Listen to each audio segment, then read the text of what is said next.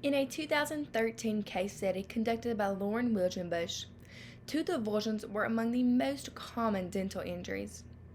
According to the American Academy of Pediatric Dentistry, an avulsion is defined as the complete displacement of a tooth out of its alveolar socket. Tooth avulsions are not only among the most common dental injuries, but are one of the most serious. These injuries should always be managed as an emergency. In the provided case study, the problems most faced when replanting an avulsed tooth was that of the delay time. According to research conducted by Wilgenbush, delays in replantation time could result in root resorption and complete loss of the tooth. Delay in replantation time can also affect the viability of the cells along the root surface. The United States National Library of Medicine says that the desirable time for replantation of an avulsed tooth is between 20 and 30 minutes. In accordance to the previous statement, Wilgenbush states that immediately after the accident, the replantation time is the most critical determinant when repairing an avulsed tooth. Although the desirable replantation time is between 20 and 30 minutes, sometimes that is just simply not reasonable. If an avulsed tooth cannot be replaced between 20 and 30 minutes, the United States National Library of Medicine suggests that the avulsed tooth should be placed in the appropriate storage media. Storage media should include substances like milk or any other calcium hydroxide media. For maximum healing of an avulsed tooth, the avulsed tooth should be splinted after repairment for approximately 6 weeks. The patients should then also have regular follow-up appointments that should consist of regular root canals and with his or her dentist.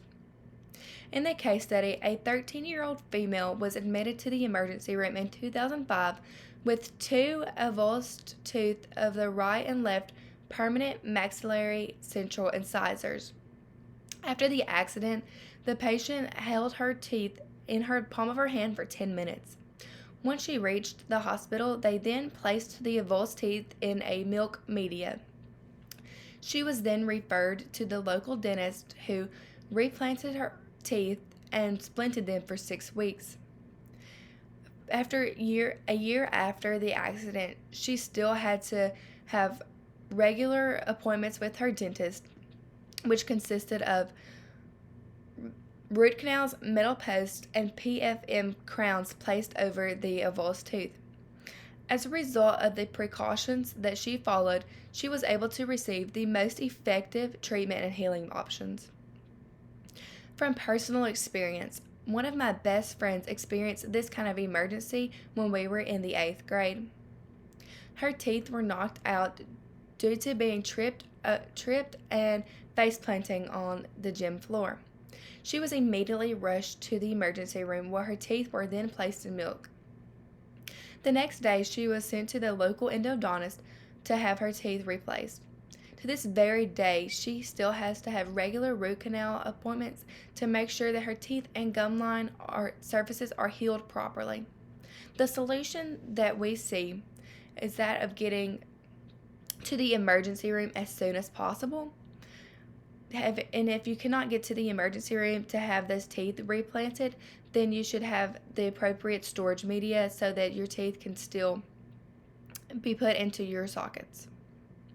As seen in the case study conducted by Lauren Wilgenbush, when the proper precautions and procedures are taken with avulsed teeth emergencies, the outcome of maximum healing and comfort can be reached. It is critical in these situations that the appropriate procedures and immediate care can be taken so that you can have maximum healing and still have aesthetically acceptable teeth. Solutions like getting there as fast as possible, getting the teeth replanted, and having them splinted are the maximum solutions for the best outcome. Once again, these emergencies should always be managed as dire emergencies. Thank you.